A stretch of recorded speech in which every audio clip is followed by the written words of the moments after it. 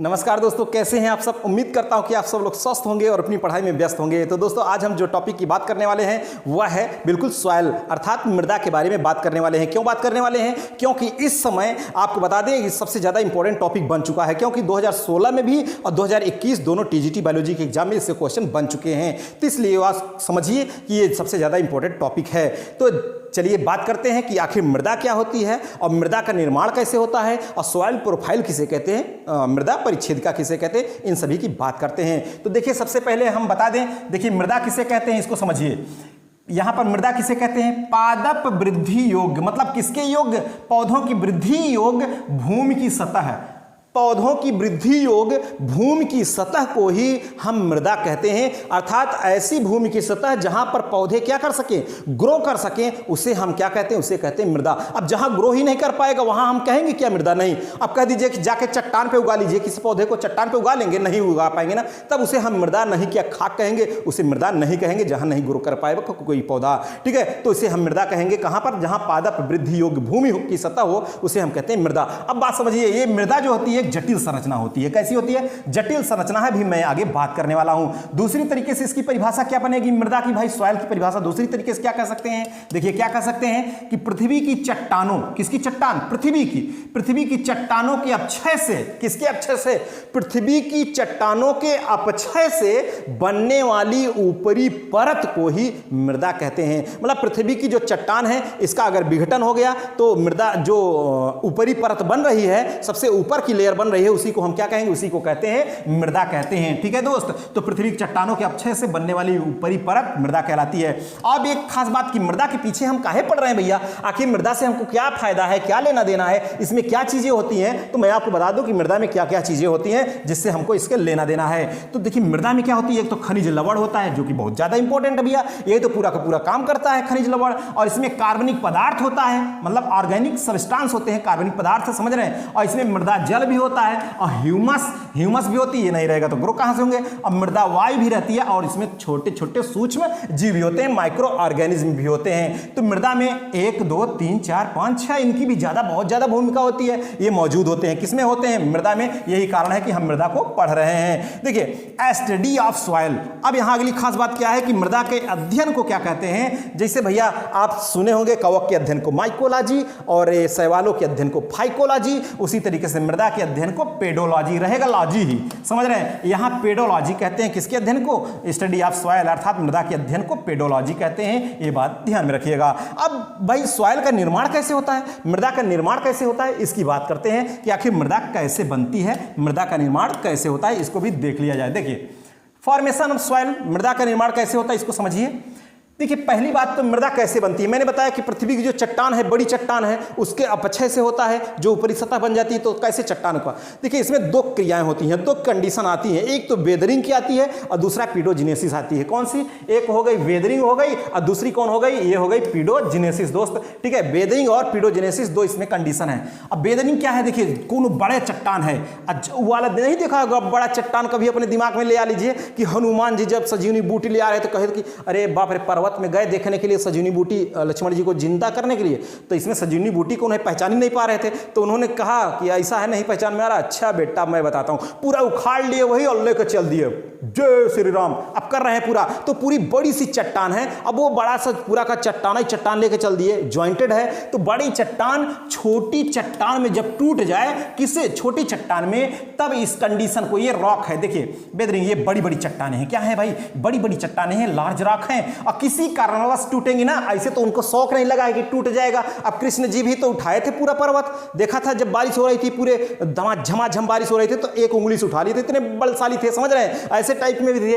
तो देखिए हुआ क्या कि ये बड़ी चट्टान किसी जैविक कारकों की वजह से या भौतिक, जैसे टेम्परेचर घट बढ़ रहा है, समझ रहे हैं, और जो रासायनिक कारक भी हैं जैसे ऑक्सीकरण और अपचयन, क्या है? ऑक्सीकरण अपचयन, ये भी जो चक्र चलते हैं उनकी भी वजह से, समझ रहे हैं। तो ये बड़ी चट्टानें छोटी चट्टान में जब टूटती हैं तो इस क्रिया को को कहते हैं वेदरिंग। क्या कहते हैं? वेदरिंग। अर्थात बड़ी चट्टान जब छोटी चट्टानों में, छोटे छोटे खंडों में टूट जाए तो उस कंडीशन को कहते हैं वेदरिंग। अभी छोटा छोटा और छोटा छोटा में टूटेगा ना, और छोटे छोटे में टूटेगा खंडों में, तो जब और छोटे छोटे खंडों में टूट जाता है दोस्त, तब इसको कहते हैं पीडोजेनेसिस। क्या कहते हैं इसको? इसको कहते हैं पीडोजेनेसिस। अब बड़ी चट्टान छोटी में टूटी वेदरिंग, और जो छोटी चट्टान टूटी है मृदा में जब परिवर्तित होती है तो इसे कहते हैं पीडोजेनेसिस। अब इस कंडीशन को ऐसे समझिए, अब यहाँ लार्ज चट्टान है, स्मॉल रॉक में टूट गए, ये स्मॉल में आ गए। अब ये स्मॉल क्या होता है कि जब स्मॉल जो है, ये स्मॉल है, फिर से किसमें कन्वर्ट हो रहे हैं? मृदा में। किसमें कन्वर्ट हो रहे हैं दोस्त? यहाँ मृदा में कन्वर्ट हो रहे हैं। अब मृदा में कन्वर्ट कौन करेगा? यहाँ तो भौतिक, रासायनिक, जैविक कारकों की वजह से। अब यहाँ पर भी है कुछ जैविक कारक, देखिए छोटी चट्टाने हैं, यहाँ पर एल्गी है, फंजाई है, लाइकेन है, बैक्टीरिया है, मोलस्का है, आर्थ्रोपोडा है।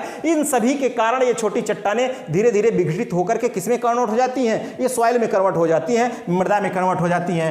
समझ रहे हैं? एल्गी भी करता है, फंगस भी करता है, लाइकेन को आप जानते हैं स्लो ग्रोइंग प्लांट होता है। क्या होता है ये? स्लो ग्रोइंग प्लांट, अर्थात सबसे धीमी गति से वृद्धि करने वाले पौधे होते हैं। लाइकेन के द्वारा आप जानते हैं कि लाइकेन से लाइकेनिक एसिड का स्राव होता है, और वही लाइकेनिक एसिड पूरा का पूरा जो है इफेक्ट डालता है, जिस कारण से चट्टान टूट करके किसमें चले जाते हैं? मृदा में कन्वर्ट हो जाते हैं। समझ रहे हैं? तो इस कंडीशन को क्या कहते हैं? इस कंडीशन को कहते हैं पीडोजेनेसिस। पीडोजेनेसिस किसे? मैंने कहा जब छोटी छोटी चट्टाने जब किसमें बदल जाए? मृदा में, तो इसे कहते हैं पीडोजेनेसिस। अब देखिए दूसरी अगली खास बात क्या है, अब आपको समझना है सॉइल प्रोफाइल किसे कहते हैं। क्या किसे कहते हैं दोस्त? अब यहां आपको देखना है सॉइल प्रोफाइल किसे कहते हैं। इसको कहते हैं मृदा परिच्छेदिका। क्या कहते हैं दोस्त? मृदा परिच्छेदिका। ठीक है, तो मृदा परिच्छेदिका किसे कहते हैं ये भी आप थोड़ा सा देख लीजिए। चलिए देखते हैं मृदा परिच्छेदिका किसे कहते हैं दोस्त, इसको भी समझ लिया जाए। और यहां से भी क्वेश्चन आ सकते हैं कि किस हॉरिजॉन को क्या कहते हैं, किसमें किसकी अधिकता होती है, ऐसा भी पूछ लेगा। देखिए सबसे पहली बात तो मृदा परिच्छेदिका कहते किसे हैं? मृदा के विभिन्न स्तरों के सीक्वेंस। मृदा के ये विभिन्न स्तर हैं, 1 2 3 4 5, समझ रहे हैं? मृदा के विभिन्न स्तरों के सीक्वेंस, स्ट्रक्चर, लोकल कैरेक्टर और स्वभाव को सॉइल प्रोफाइल कहते हैं। किसको सॉइल प्रोफाइल कहते हैं? मैंने कहा कि मृदा के विभिन्न स्तरों के सीक्वेंस, स्ट्रक्चर, लोकल कैरेक्टर और स्वभाव को ही क्या कहते हैं हम दोस्त? इसे कहते हैं सॉइल प्रोफाइल कहते हैं। ठीक है, सॉइल प्रोफाइल यही है मृदा परिच्छेद का। इसकी शकलिया आप देख लीजिए थोड़ी सी, और यही क्वेश्चन आता है। देखिए इसके कितने हॉरिजॉन होते हैं? कितने हॉरिजॉन होते हैं? संग स्तर होते हैं। कितने होते हैं इसके हॉरिजॉन होते हैं? हम आपको बता दें, इसमें O A B C R। अब O को अपने भाषा में समझ लीजिए 0। क्या समझ लीजिए? 0। समझ रहे? अपने से स्टार्ट होता है, कहां से? 0 से स्टार्ट हो रहा है, ऐसा समझिए। O A B C R, तो इसमें मुख्य रूप से A B C हैं। क्या है? A B C।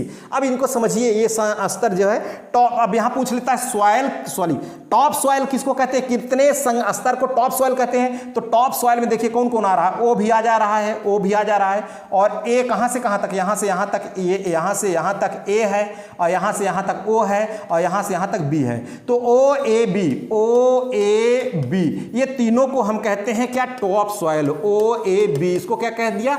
Top soil कह दिया। अब सोलम किसे कहते हैं? A और B को क्या कहते हैं? सोलम कहते हैं, A प्लस B को।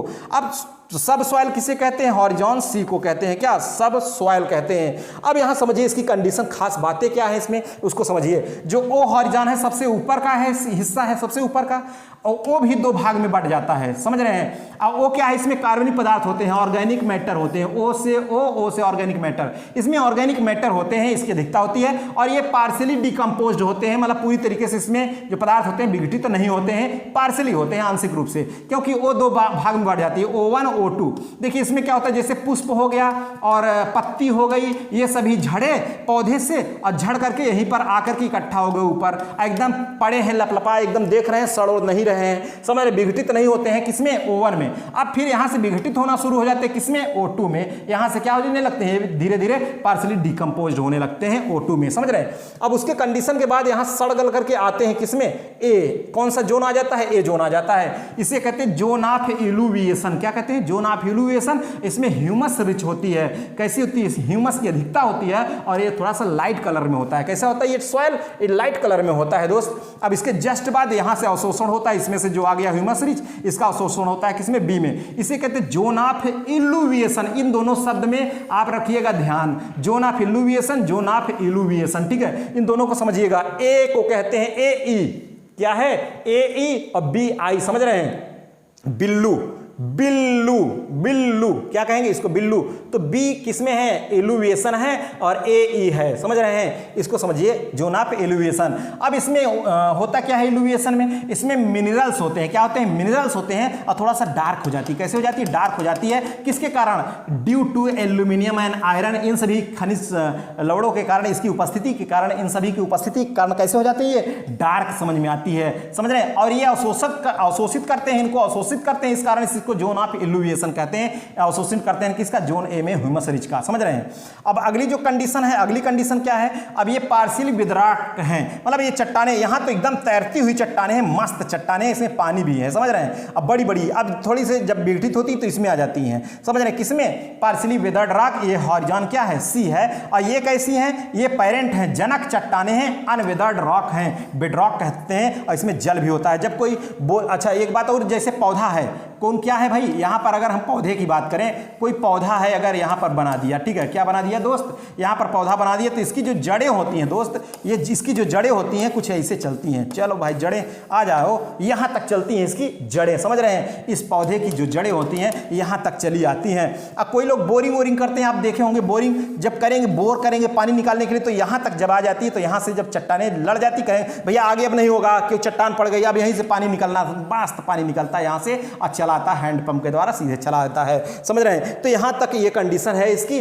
तो इसमें कितने हॉरिजॉन है, ओ ए बी सी आर है, और आर में चट्टाने होती हैं, बेडरॉक होती हैं, और पार्शली वेदर्ड रॉक्स होती हैं, जोन ऑफ एलुविएशन मैंने बिल्लू बताया, और ए ई बताया एलुविएशन, जोन ऑफ ह्यूमस रिच होती हैं इसमें, और ऑर्गेनिक मटेरियल पार्शली डिकम्पोज होती है किसमें, ओ में, ठीक है। और टॉप सॉइल की मैंने बात किया, सोलम, और सब सॉइलम क्या है, सब सॉइल, इसकी भी मैंने बात किया। तो उम्मीद करता हूं दोस्त आपकी समझ में आ गया होगा, तो ठीक है, क्योंकि इससे बहुत ज़्यादा क्वेश्चन बनते हैं, इसलिए मैंने सोचा कि इस टॉपिक पर भी चर्चा कर लिया जाए। अभी ये तो एक ट्रेलर था, अभी तो पूरी पिक्चर बाकी है दोस्त। अभी इसमें कितने स्तर हैं, इसका निर्माण और इस पर बनने वाले प्रश्नों को भी हम लेकर जल्दी आने वाले हैं। दोस्त आपको यह लेक्चर कैसा लगा हमारे कमेंट बॉक्स में कमेंट करके जरूर बताइएगा। चलिए आज के हमारे इस लेक्चर में बस यहीं तक, फिर मिलेंगे नेक्स्ट लेक्चर के साथ। ओके, थैंक यू, जय हिंद।